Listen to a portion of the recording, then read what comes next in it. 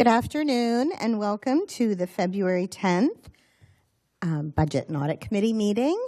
And I think we don't really need to do, I'm calling the meeting to order, but we have a visual roll call. So we'll close item number 1 and move on to item number 2, which is public comment on non-agenda items. Is there anyone who would like to speak on any non-agenda items? Okay.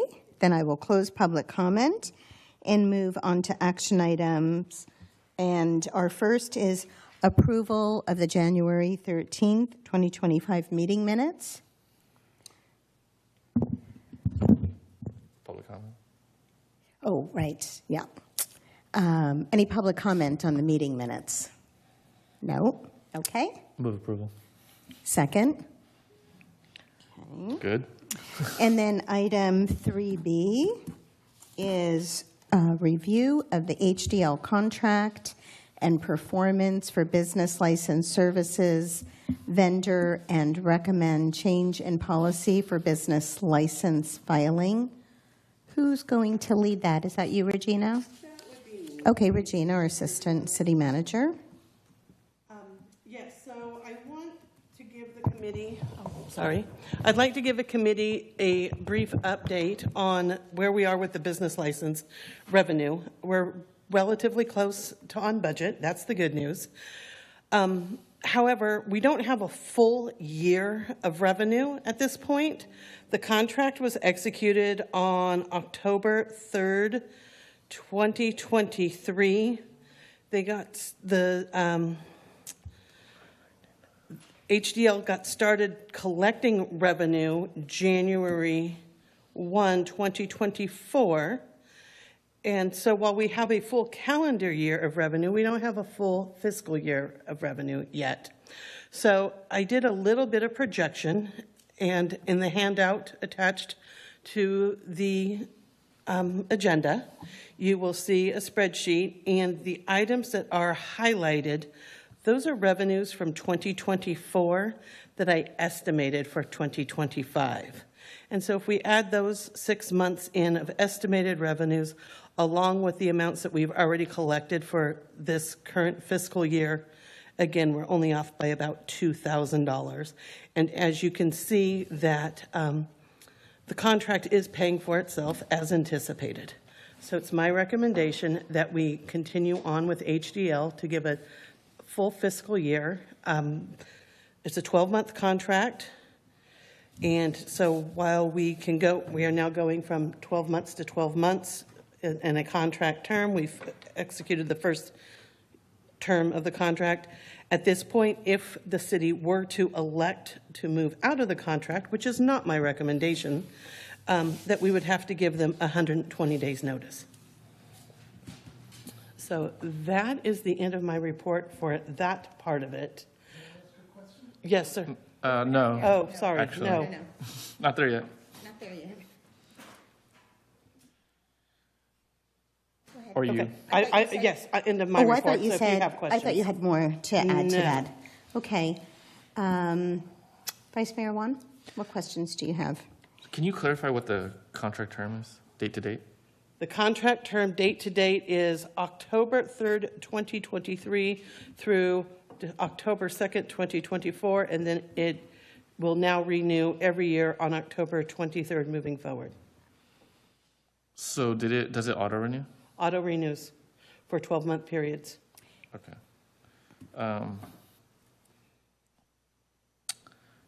And the majority of the work is conducted in the January timeframe? Or when, actually, let me rephrase. When is the majority of the work conducted? The majority of the work for HDL is actually conducted in the early to mid-summer portion, so May, June, July, August. Summer. And Right we would around the need fiscal year. 120 days, so that's 4 months. Yes. So if it's conducted in the summer in July, but we need 120 days and auto renews in October, I think it would be more prudent to shift our timing of the contract so that at the conclusion of the bulk of work, which is, I'm thinking is keyed on the fiscal year. Correct. So they do the majority of the work, key on the fiscal year, then we should give ourselves enough time to evaluate the work product and decide if we want to continue. And then that should give us at least enough time to change course if we wanted to. So if you're talking an evaluation by the end of July plus 4 months, that's like the contract should probably be a January contract. I don't think that the change of the date of the contract is necessary, because you have to do the 120 days. So even if we were to change the contract date, you're now getting into a new contract, which some of the terms and conditions may change. But typically you would want enough time to renegotiate terms if that's the pleasure of the council. So Sure. you wouldn't want it to auto-renew because it puts you in a worse position. I would just suggest that if it's possible, obviously it's already been renewed. It has been for this year. So sure, yes. again, so that's kind of like case in point. Okay. Yeah, so I would say like as we move forward, if we could work with them to modify our term dates, I think Okay. that would be beneficial for the city. Okay. There's no material change, it's just a shift in dates. That's one. Do we know how many businesses they had logged for us? I do not have that, Councilmember One, but I can find out. Okay. Because when we engaged this agreement, we had something like 1,000, give or take. 1,100. Yeah. And when they presented, HDL indicated that they suspect there could be 2,000, which is a very big number comparatively. So I'd like to evaluate their claim. Okay. That was my questions for now. Okay, and you may have some more. I'm going to piggyback off of that.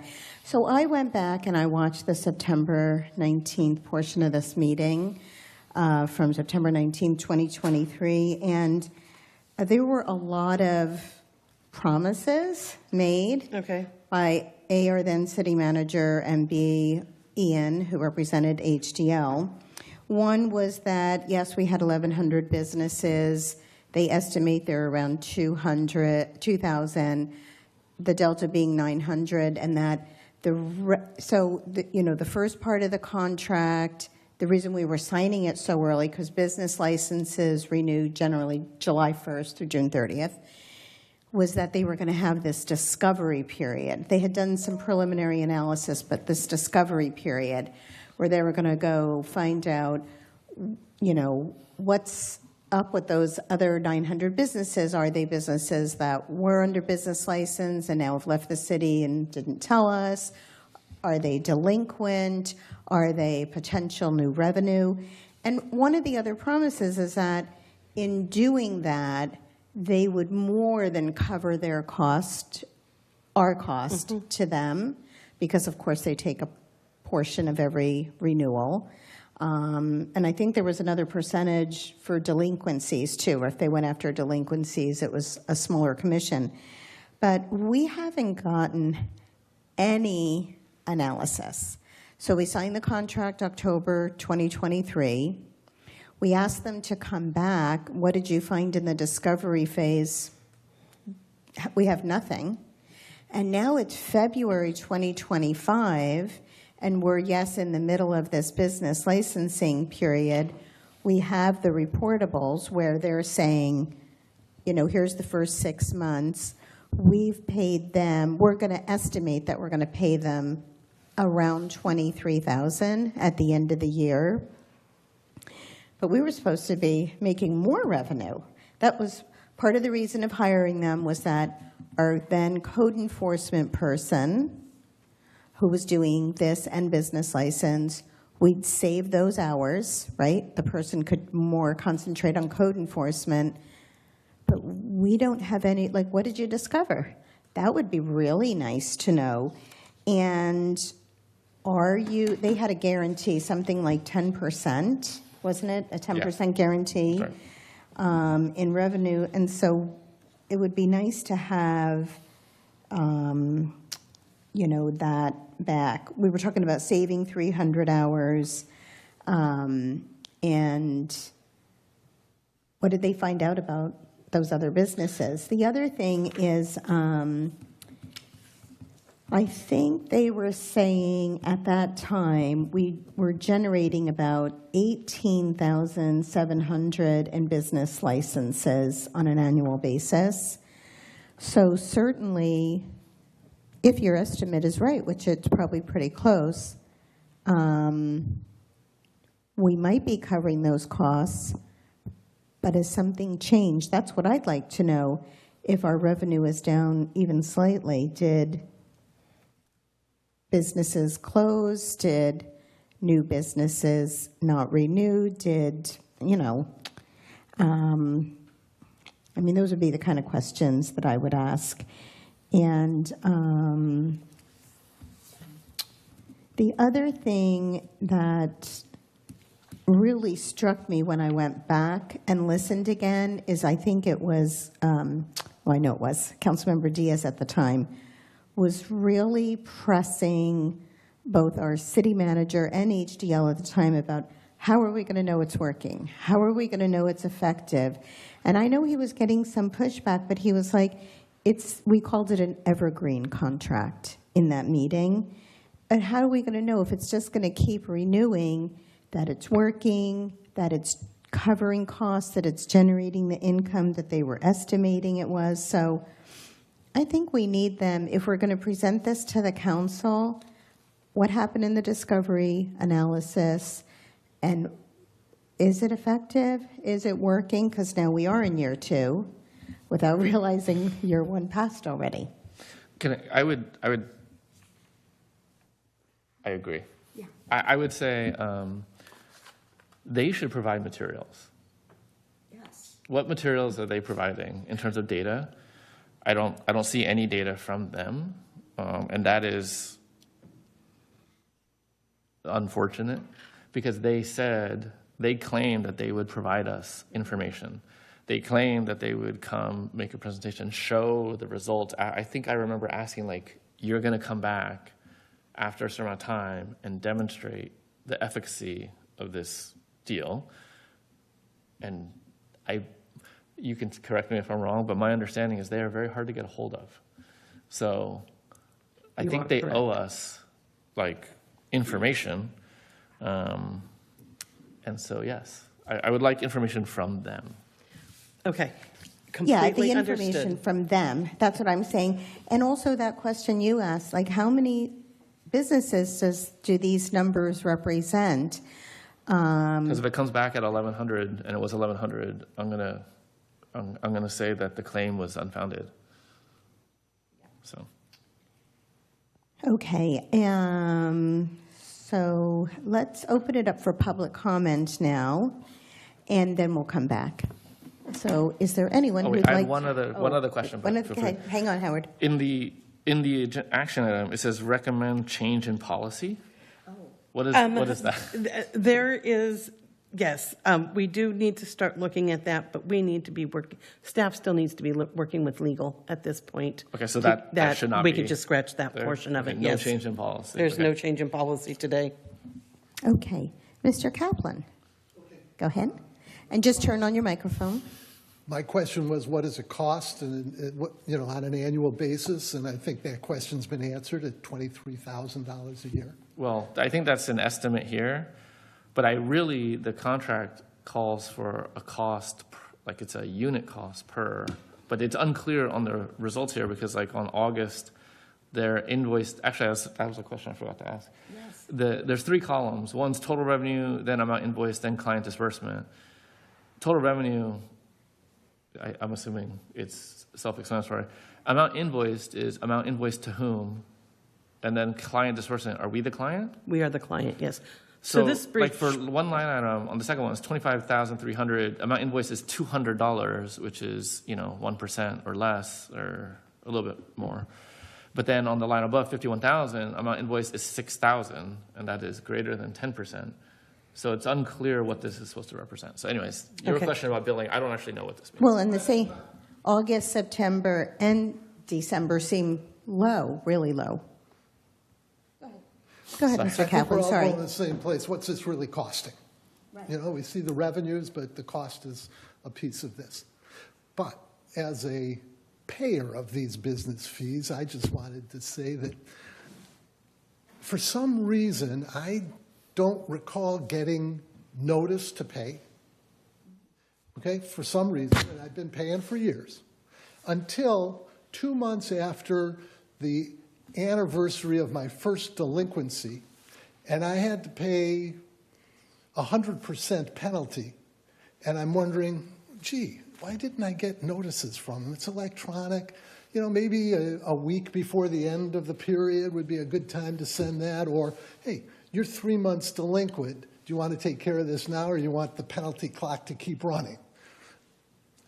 That's my only comment about policies. It's how to handle late payments or missed payments from people who have been businesses that have been paying for years. That's all. Thank you. I had a Thank you, similar Mr. experience as well with did the too. notice, not getting the notice timely, nor it coming via normal channels. Prior to HDL, I got an email from the city. It was easy. Click a button, I was done. After HDL, people started calling me saying that I was late without actually any invoice. So I think revisiting, when they come, says, I know it's not you, so, but when they come, I would like to understand what evidence they have of actually sending out the notices timely. Mm-hmm. Well, and the other thing that occurred in this meeting was, one question that I asked was, how are you going to, okay, you've identified 2,000 businesses, we have roughly 1,100 that have business licenses, but how are you going to communicate with those other 900 people? And they said, oh, we do it in a number of ways. We email them, we mail, we call. Yeah. Okay, so what did we find out? The other thing I just want to make note of is that when I first got my business license, and I did have a little glitch with the software, but they did fix that. But they had to send a, what's the name? It's like a occupancy. Recording in progress. Home occupancy questionnaire. Yeah. To my neighbors to make sure it was okay that I was operating out of my, and that onus still, it's still City of Clayton responsibility. So you may not know that, because I asked that question, and I said, so who's doing that, HDL? And they said, no, we don't do that. The city still needs to do it. So have they communicated to us, okay, we have 20 new home businesses. You need to send out, you, City of Clayton, the home occupancy questionnaire. And again, I'm kind of glad that I went back and I listened to that before this meeting, because I had forgotten a lot of that. But that onus is still on us. Okay. Any other public comment? Yes, Ms. Kindorf, go ahead. This just popped to mind in that I think in October 23, we had a city manager, and then at the end of the fiscal year, we had an interim, and now we have a new staff. So hopefully we can get through a consistent amount of time where these things get on a calendar and you can check with these contractors. And I think it'll just be a much better system than having a year and a half with 3 different staffs trying to keep track of new things, whereas, you know, these guys pop it on their calendar now, what they need to do, and it'll definitely get done, I'm sure. So, just a point. Thank you. And again, we're the contract holder, so I would hope they would want to communicate with us, regardless of who's sitting in what chair. Anything else? So the recommendation is... The recommendation is just to receive this report for now. I will go back to HDL and request that they schedule a time to be at the full council meeting so that they can go over this report with you and address all of your concerns. And Okay. I'll point them back to this meeting so they can hear the questions firsthand, as well as I've taken some pretty copious notes. Okay, Sounds good. thank yeah, you. in the agenda it says, we struck the part that says policy change, but on the first part it says review it for performance. Yes, so this was the review, Vice Mayor. I would say undetermined Okay, at this point. sure. Okay, thank you. And that concludes action item 3B. 3C is receive report on mid-year budget, and that is also our Assistant City Manager, Regina. So I do have in front of you online a copy of both the general fund budget overview as well as all the special districts, the landscape maintenance district and all the special revenue funds budgets and year-to-date actuals. We compared them to last year's as well to make sure that we're coming in on budget. At year-to-date, while we have a $729,000 negative year-to-date, I'm not terribly worried about that amount at this point in time because we have a lot of property tax revenue that we still will collect in or around April. Our revenues are coming in relatively close to on budget for this point. Nothing popped out at me terribly obvious. As I was reviewing the expense budget, and I do apologize for this, but I did find a few items, especially down towards the bottom of the page, where the dollars amounts are right, but they are not on the right line item of the expense account. So I will be working on that and providing an updated copy here in the next 24 hours. Can you add a little context? Like, should the Sure. entire report be disregarded, or is there specific items that you're calling out? The total dollar amounts, Vice Mayor Juan, on your summary page are correct. So if you just look on the summary page, that very first page, that is correct.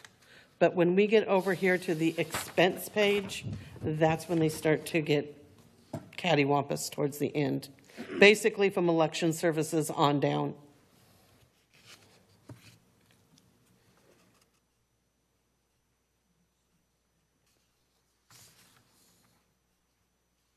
And I do apologize for that. I was traveling late last week and I was trying to do this yesterday on my couch.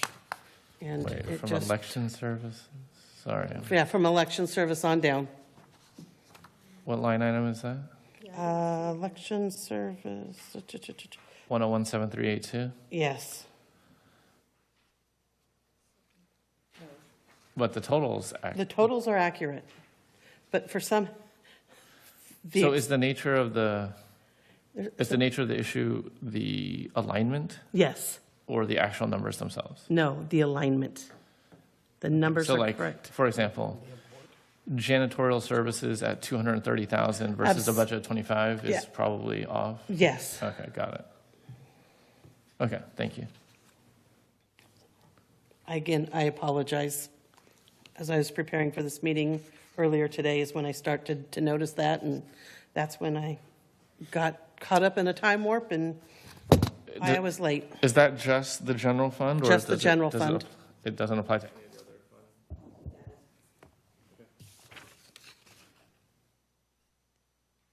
Okay, I have a couple of questions. Oh, got it. Okay. And I think I'm going to be more, paint with more of a broad brush before I get into some specific questions that I had. But, so this is through December, correct? Because it doesn't... Actually, through January 31st. Oh, so it's 7 months, not, okay. So maybe we can notate that, January 31st, 2025. I don't know. I had a blue light. Oh, maybe that's the one. He has maybe the one I... Are you on microphone 1? I can't tell. Oh, it's on the side. There should be a sticker. No, mine's 2. 2? Okay. Are you number 1? You should have I'm the number control one, for but that. I haven't touched anything other than my red button to speak. So, okay, so that was my first question through January. Are you Correct. okay? January 31, January 31, 2025.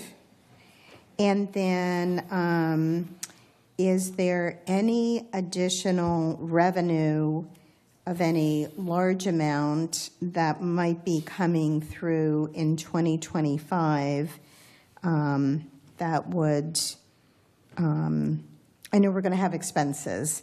And I was thinking, let me just go through my list and then you can, sponsorship revenue for our city-sponsored events, maybe additional business license, although we see the analysis, sales tax, real estate.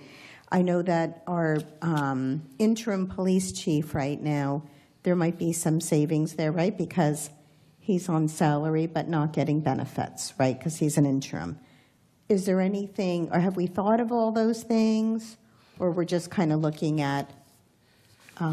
We absolutely have thought of all of those things. Okay. And there is plenty of revenue still out there that the city anticipates collecting in the next 5 months of the year. It's budgeted, and as long as we continue to go on budget or stay relatively close on budget, I think that you'll find that you will be pretty close to the budget that the council adopted back in June. You're going to be over a little bit because you've had a couple unbudgeted items this past year, such as a lawnmower, office refresh for City Hall. So that's about $130,000 in addition to the current budget. So as long as we stay on course with everything, I think the city will be just fine. Okay, and so I guess, yeah, that you maybe just answered the next part of my question. Same for expenses. Is there anything that we know is coming that we haven't budgeted for? Not at this time, and if there was, we would definitely be taking it to council to have a budget amendment prior to purchase. Okay, and that includes our cost for the search for a new police chief, which I think was $17,500. Our new contract with CSG, $30,000. Okay, I'm Correct. just thinking of a Yes, few. if we move forward with the library refresh project, that would be an unbudgeted item that we would be bringing back to council for a budget amendment. Thank you. Go ahead. I have some other questions in a Sure. minute. So you already clarified that the date is January. I think this has happened prior, but to me, it's always like the first thing I look at is always the date period. So if like we can add the notation like as of a certain date, I think it'd be really helpful. In terms of analysis, like I don't think that there's any analysis. So you had indicated that you had thoughts on certain items. I think, for the purpose of discussion, I think this is meant to be like a mid-year. It would be really helpful if there can be like some kind of overall analysis of things to focus on for context.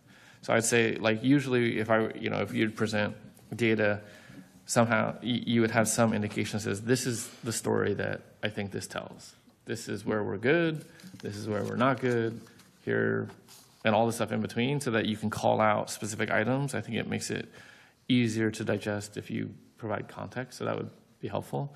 And then for the budget items, I know that we had talked about this last year and there wasn't sufficient time, but I don't believe that we budget monthly. We probably do an annual and then spread it peanut butter across. Is that Correct. right? And a lot of our expense items, well, not a lot, but some of our significant expense items are not rateable, as well as the revenue. So I think because on the presentation itself, when you look at it, let me make sure I have the right columns here. This one? Yes. Okay. So you have prior year budget actual, you have current year budget, but then year-to-date actual. So you have year-to-date compared to year-to-date January, and you're comparing it, well, you don't have the variance calc, but in your mind, in the column that's boxed, you would compare year-to-date January against budget June. So it's not really a meaningful comparison. You'd want to compare, if you're going to do January or whatever month you're doing, you'd want the budget up through that date so that it's a more meaningful comparison. And then the key things that I would think of, things like seasonal work, things like property taxes, and some of the things that are very spiky, you would want to have those indicated so that you don't have a huge mismatch in your comparison. Because when I look at the revenue, it's not really meaningful because there's nothing to compare it to, like there's no projection. So that would be, I think that would also be very helpful. And then in terms of forecast, like you had mentioned a couple things in the presentation, but I would think that would also be included in the materials themselves so that your analysis on the forecast would be a part of the information provided. So that we could see like the expectation is this, and we base that on that. You know what I mean? I understand what sense? you're saying. Okay. Yes. That would be very helpful because then it could, that's like the starting point. Then we can discuss. Okay. Okay, and some of the things, like I just, and we don't want to pick the whole thing apart, but on the expense budget, and this is item 1017420, I'm sorry, yeah, it's merchant fees, and we budgeted 356,265, and there's nothing in that column. That's one of the items that is not aligned properly. Misaligned. Okay, got it. So, That's actually the line that caught my eye Yeah. to make me start questioning that's a things. biggie. Okay, super. So I just wanted to call that one out. And then landscape maintenance district. So I guess kind of the same thing that Vice Mayor Wan was saying too, that we've got, and I guess when we look at this, the green is that great. 2020? That would be your previous year, yes. I Okay, 'cause apologize we for don't not say having those that. dates.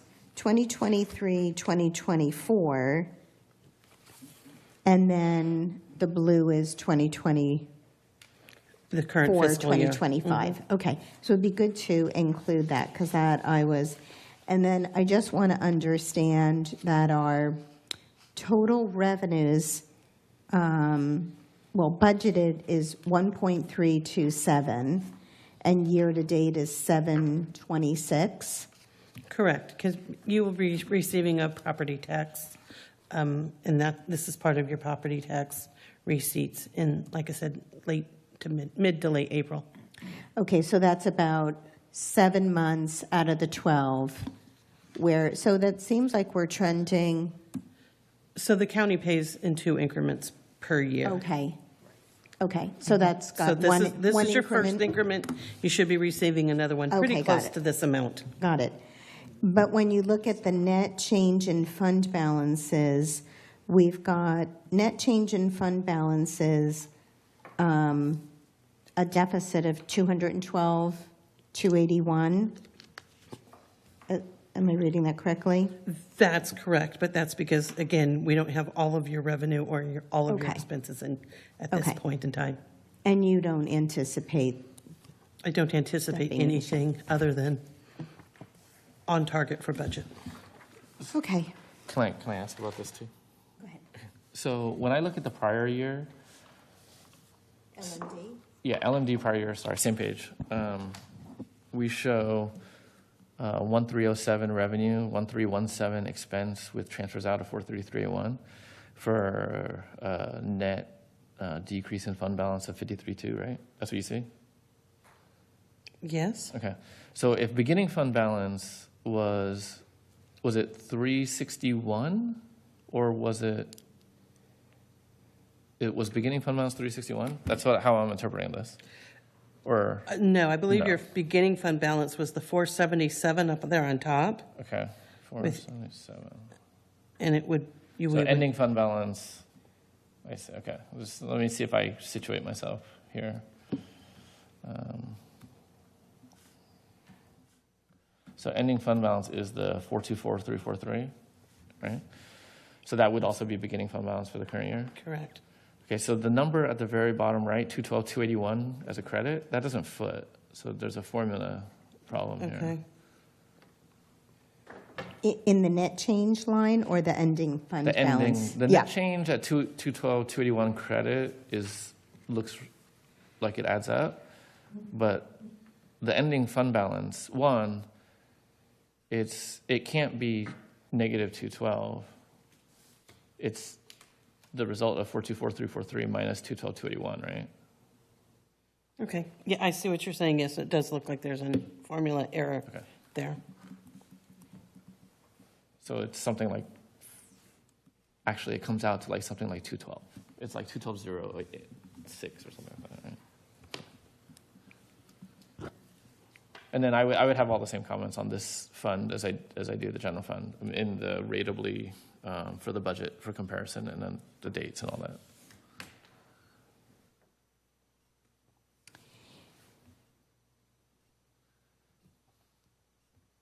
Yeah, oh, sorry. Oh, yeah, I was just looking at, you had your microphone on. Yeah. So the other thing that I noticed, I know that, again, staying with landscape maintenance district, this is, sorry, let me just make sure I'm on the right line. Contract seasonal labor. You've got like 76 cents on the end of that. Because at first I was like, is that 931,000? But it's 93,109. Okay. Right?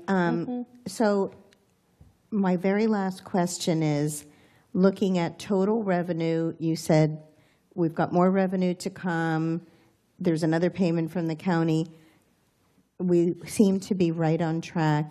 Total expenditures, do you sense that we're trending higher on expenses than we have budgeted? I am for this fund, absolutely. And what is driving that?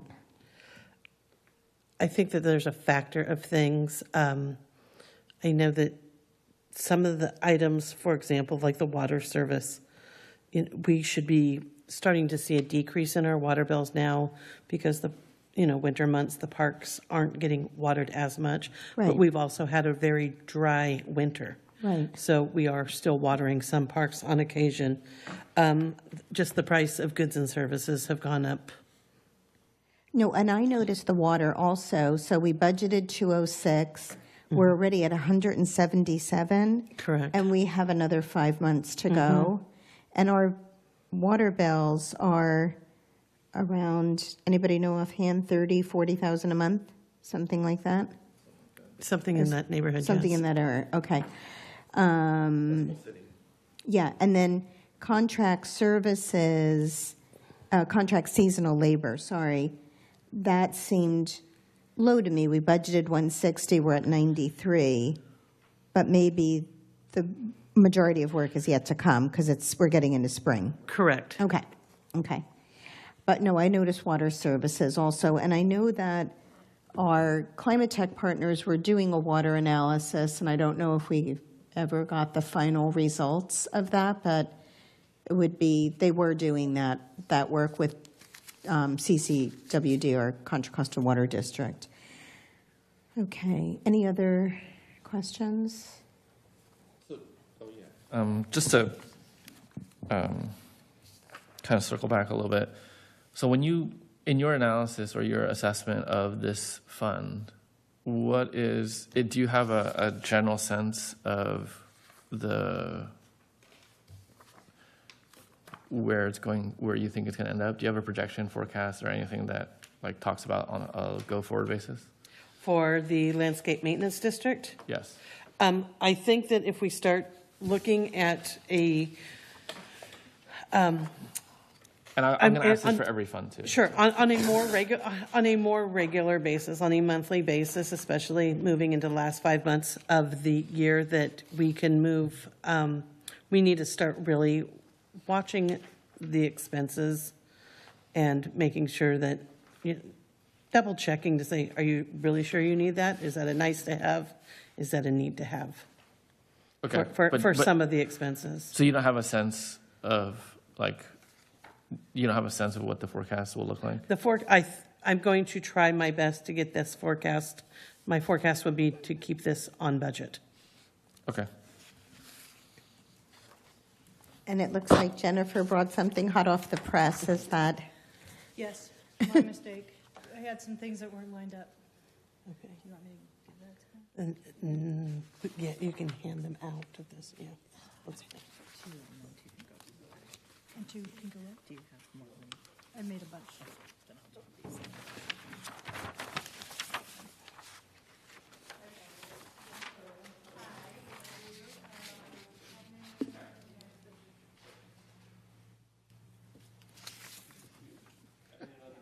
Because it's so, yeah, I wanted you to have all the revenue on one page and all the expenses on the other. One thing that Jennifer and I did experience this past week is that we are going to try really, really hard to use the systems that we have, meaning the finance system, to hand out these reports instead of having to recreate them in Excel spreadsheets. That sounds like a good plan.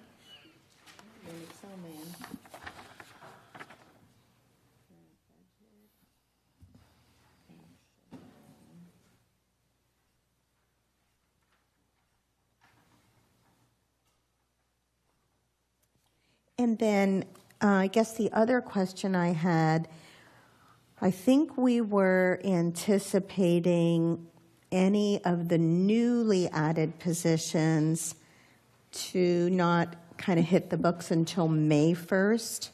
Is it possible that could be earlier? Highly unlikely. The positions don't even close until February 14th. It will take at least a week for us to screen those applicants, schedule interviews, do background checks. Okay. They need to give their current employers at least a 2-week notice. Okay. Highly unlikely before So, May. but May and June at least have been accounted for Yes. in this analysis. Okay. Let's, another question? We could I think come it'd back. be, I wouldn't, no, how do I say this? I think it's better to not rush the thing, I agree. because then the totals changed on the budget. So I think there's probably something else going on, but we'll just pause on that one. Okay, let's open it up for public comment. Is there anybody who's got any questions? I know you don't have the same materials that we do. No? Public comment? Okay, we'll bring it back to the council. To the committee. Sorry. Anything? Was there anything significant that you wanted to share about the other funds, other than general fund and This was the landscape? special funds, correct, right? Special district fund. I did not see anything significant as I went through those. And, okay, we'll kind of pour through all this. Maybe we'll have some questions at the next meeting. Yeah, Okay. and I think this is probably Excel also. That is correct. So there's probably a bit of a struggle to merge all the funds together on the one thing. The system will do it for you, so I would just do that. We could flip pages. It's okay. Okay. If nothing else, anything else? Okay, then I am going to close item C and move on to item D, which is recommend to the city council. Sorry. Sure, I go did have ahead. one thing, my bad. Go ahead. So given that this is the mid-year, what's the next action on the mid-year? Like, are we going to do it again when we have more info, or are we going to go to full council? Like, how does that work? Because the full council should get a mid-year, Correct. right? So Vice what's Mayor, your plan? it would be my recommendation for staff to go back, massage through this one more time, bring it to the March Budget and Audit Committee. Hopefully, at that point, we will have your annual audit that we can tie into that, and then we can bring a full council presentation in late March with both a mid-year and the audit, tie it into last year's audit. Okay, because then we roll directly into To next year's plan? budget. Okay, got it. Okay, close. Sorry. Okay. Yeah, and that was one of my questions at the end of the meeting, the audit. So you're hoping to have that back soon? At this point, the auditors have all the information, including our GASB reports that they were waiting on. Okay. And so we are just waiting on the final audit at this point, for at least a draft version. Okay, great. Okay, I'm going to close item 3C again. And, no, it's okay. And move on to 3D, which is recommend to the city council, I guess you mean at a future council meeting, a revised salary schedule for the position of chief of police in fiscal year 2024-2025 budget. So this current budget. Possibly. City manager Chris, take it away. All right, thank you. So as you know, we are currently have an interim police chief with Chief Mort. We have retained the services of Crimes Consulting to do the recruitment for the new police chief.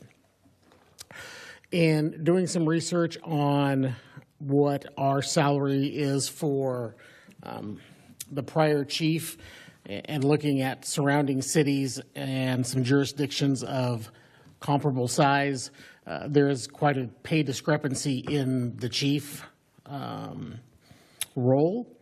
And knowing that we don't have a lot of money, and I wanted to be conservative in my approach, what I did was look at the outgoing chief's contract. Two things that were in his contract that we were currently paying for was longevity pay of 3% of his base salary. And he was due a 4% annual increase as of June 2025. So pretty close to the time that we will probably be seeing a new chief here if one is successful going through the process.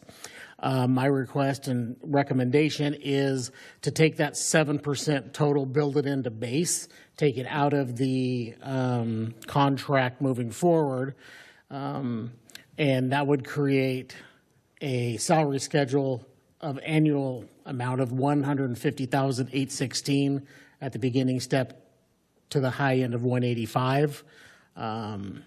So essentially raising it about $12,000 at the top end. And that would be a neutral cost because, like I said, the chief had, the prior chief stayed, that 3% was built in, we were paying that, the 4% would have kicked in June 30th of this year. So taking those, adding them to the base, and then negotiating a contract with the new chief, we'll look at those percentages of annual salary increases. And then the only other outstanding thing was executive post-certificate pay, which the outgoing chief had, and we will put that into the new chief's salary as well when they achieve that post-training and that certificate. So this is kind of a cost neutral. There's no extra that I'm requesting at this time to bring it into a higher alignment. So if you have any questions, I'd be happy to try to answer.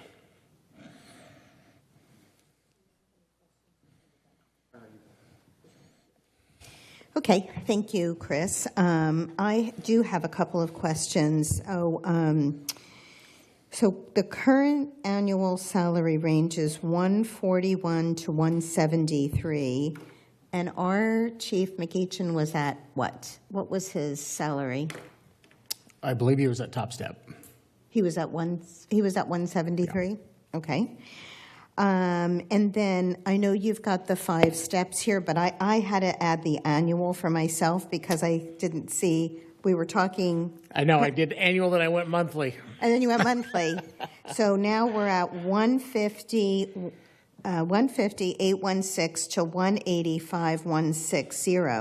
Correct. And a number of questions. One is this just salary and not the fully blended package? Just base. Just base salary? Just base. Okay. And so are we, and I know we haven't posted this yet, correct? Because we have an interim. But are we planning on not including longevity pay to the next? We're not. Okay. And the next police chief, let's say they're hired this summer, they are going to need a raise next year, right? So this is a short-term fix on the salary, but like a year from after we hire them, they're going to need a 3 or 4% or something. The prior chief had a 3-year employment agreement, and it was 4% annually as of June 30th. And so he would have had 2 more of those in 26 and 27 had he stayed. But a So- new police chief will, like, it'll be a short-term savings maybe for that first year, but then that person will, Right, you'll build similar into that contract is between a 3 and a 5% annual increase, plus, like I said, the 5% post-executive pay, which is standard. okay. And then I know that we kind of changed Chief McEachin's contract over time. I think and yeah, we never know, of course, what the permanent candidate is going to ask, but I think there was a car allowance, uniform allowance, cell phone allowance, certification. You talked about the executive post certification, so on and so forth. So we don't really know what a potentially new candidate. Right, and typically with the chief, it's a take-home car or an allowance. Uniform allowance is standard, just like with the officers and sergeants. Right. But yeah, that would be an additional expense, or depending on location, a take-home vehicle. Okay. And so because we haven't finished the recruitment process, we haven't posted it even. We haven't started. Is your idea to kind of get ahead of this so that we have these approved before we post the position or while we're in the recruiting process? My goal would be, depending on the recommendation, and I take it to the next council meeting for approval, and that would be in the brochure that we will get out right after that meeting. The anticipated calendar is advertised for 6 weeks, so directly after that meeting, interviews would happen in late April. The process to hire a chief, as you know, is lengthy, so we would be lucky to see somebody by the middle of June. I'm thinking more like around Okay. July, mid-July. So probably won't have any impact on this fiscal year. Yeah. Right. We're still accounting for interim Mort's salary is Correct. all. And I guess we do put it in the brochure, the salary range? Yes. Okay. And that's why we're trying to do it in this order, so that when we advertise, that the salary range is correct. And Chief McEachin started before I was on council. Vice Mayor Juan, have we ever had a problem recruiting a police chief in the past? You've been through some others, and I just don't know if salary is the only issue or is an issue. I think, let's see if I can recall. I think Chief McEachin is the only one that I was here for that we brought on. Because when I came on, Chief Warren was here, and then McEachin. So, yeah, Chief Warren was here for quite some time. Well, she was here for a little while. Okay. But then, in terms of recruitment, I don't recall it being a huge challenge, but it's somewhat luck of the draw. It's like who's available versus, their timing and our timing. Right. So that one, it's kind of hard to predict, because if you were hiring like 1,000 chiefs, you could get some predictability, but you only get one. So I feel like there's a lot of variance with that. Okay. And I know you'll talk to our recruiter more about, or maybe you have already. I have. The salary ranges. Okay. That's it on my questions.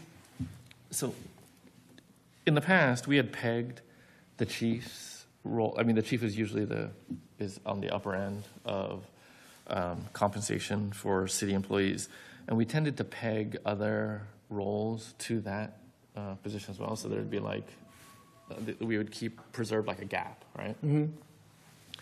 So if we do this, do you foresee some kind of downstream impact of then raising other steps for other roles because of that pegging? I don't remember the math exactly, but there was like some percent formula.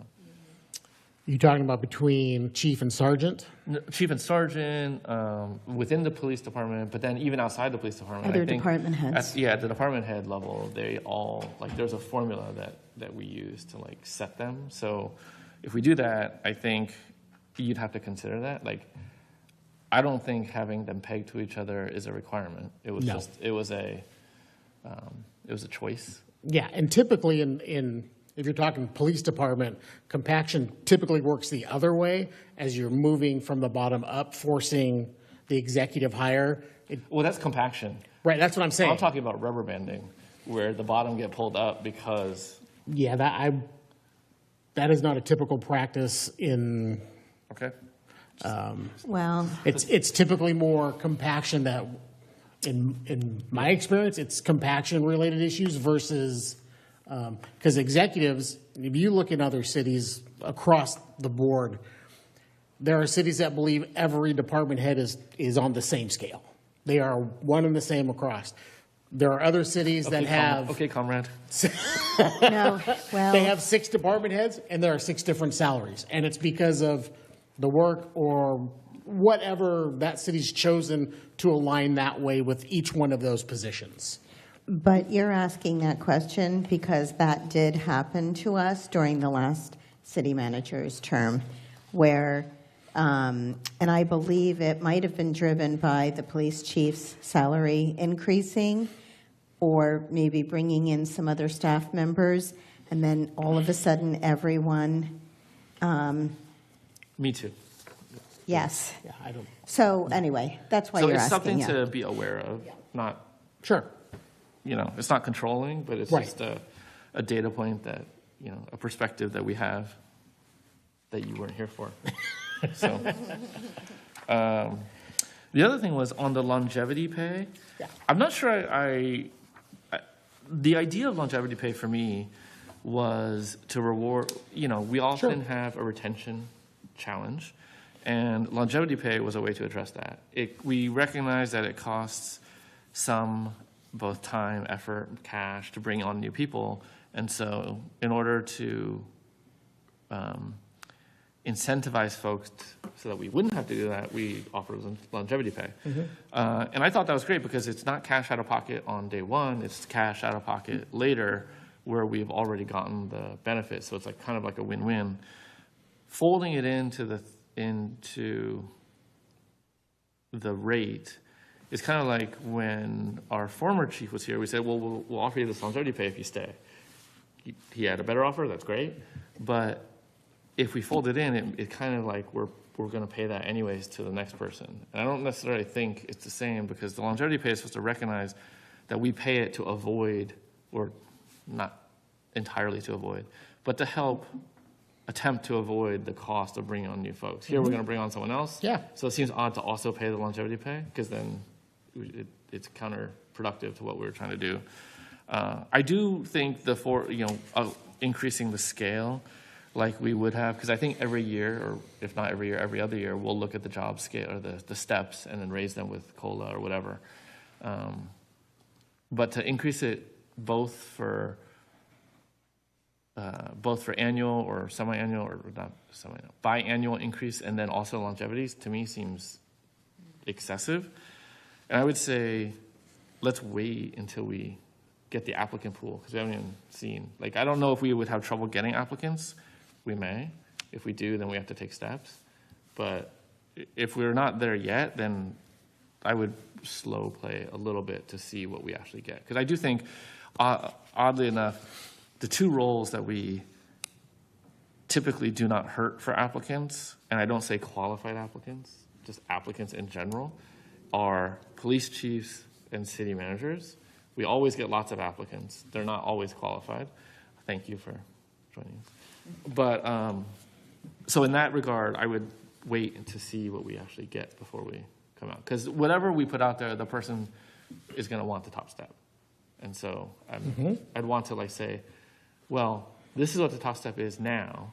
If you are an excellent candidate, we can try and accommodate your things and do it that way versus putting our cards on the table up front.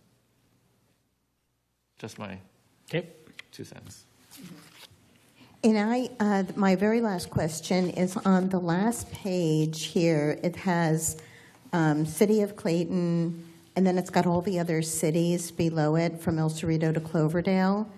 And it's got our current range, 141 to 173. And then difference at high. Chris, what is that very last column, starting with El Cerrito? You have 113,173.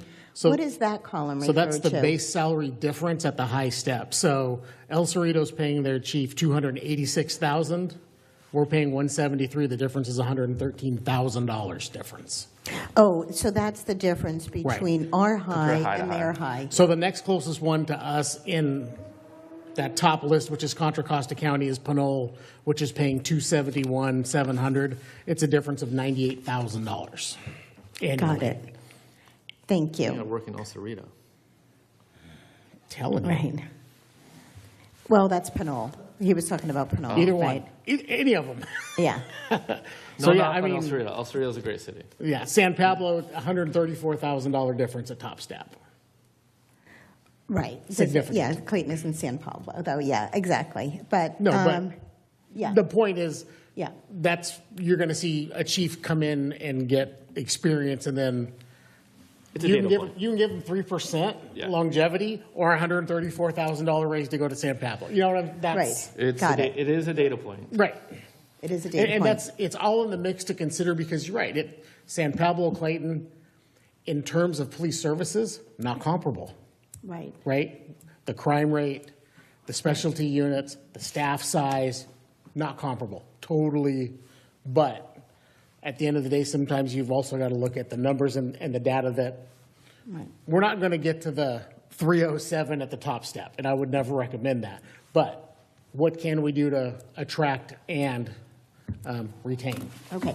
And I think that goes back to my question, have we had trouble attracting good candidates in the past, even based on the 141 to 173 range? I don't know the answer to that question, and our recruiter may know that, and if he's recommending that that's been a problem in the past. And also, I guess, I didn't realize we actually put are we putting the range in the job description in the brochure? Typically, we do. Range. Government. Okay. Yeah. So we would still have wiggle room. We're certainly not posting it at 185, 160. We're saying this is the range, the 150 to 185. So your recommendation is to include that or not include that? I would increase it to my agenda went away, so I don't know what happened. But I would increase it to the 4% and leave off the longevity. That would be my recommendation. Okay. But I don't know. Meaning in case that we might Exactly. need it, yeah. Exactly. Okay, let's I mean, open it. Again, it's not a lot, but No. breadcrumbs, it's something. Yeah. It could be something. Public comment? Yes, Mr. Kaplan.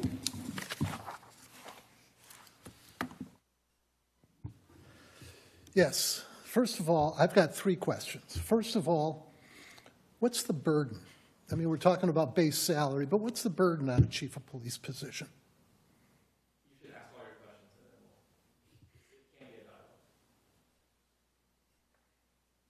dialogue. You can't answer directly, that's why he's being silent. So if you ask all your questions, then we will take your question and we'll help answer all. That will help. Second question. Why is Moraga not included in the comparability list? Probably the most comparable community we have.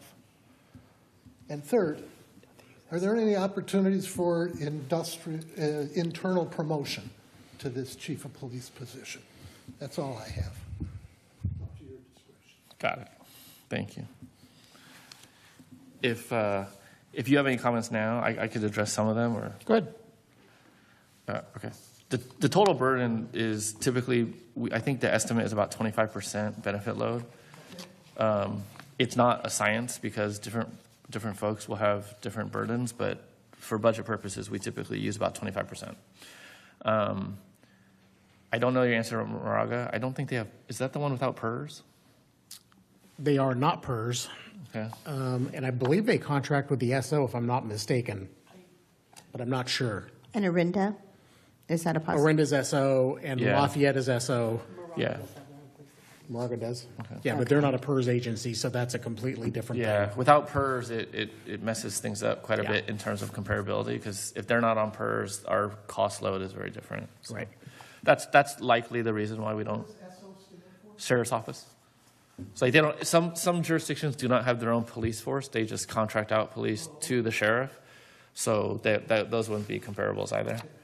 And then internal candidate. So obviously any person is eligible is welcome to apply. I think some of the requirements for the role are difficult to meet from an internal perspective. But if there is a qualified candidate, then internal candidates could apply, and then we couldn't really discuss the merits or demerits of any internal candidate. That wouldn't be appropriate. But yes, it's open to everyone to apply. So hopefully that answers your questions. Okay. Any other public comment? Yeah. Good job. Okay. If not, then I'm going to close public comment and just bring it back. So our final recommendation, Are you good with that?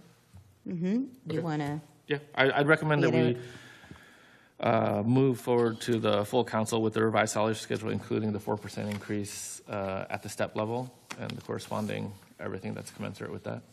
And the longevity. And without the longevity, without the, yeah, the 4%. Right. And so the second piece of this so that'll be the base salary. When we determine who the next chief will be and we're in negotiation with the contract, that's when we'll add the longevity, the post certificate, and all the other fun. And I would say, because it's discretionary, if there's a candidate and you need levers to negotiate, increasing the step is always an option if that is the candidate that we want to target. Sure. You could Okay. increase it via this process. You could increase it via longevity. You could increase it via sign-on. There's a number of ways. There's a number of creative ways, especially within police, because there are multiple certificates. Yes.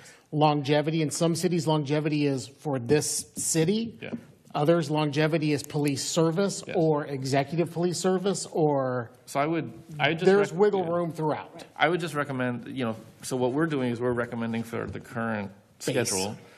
And then I would recommend that when you're working with the recruiter, that you entertain all options. Yes. So that you can try and get the best candidate available. Perfect. Does that sound fair? Okay. that sounds perfect. Okay. Nothing else? That's it? It's 5:13, and I will adjourn this meeting. Thank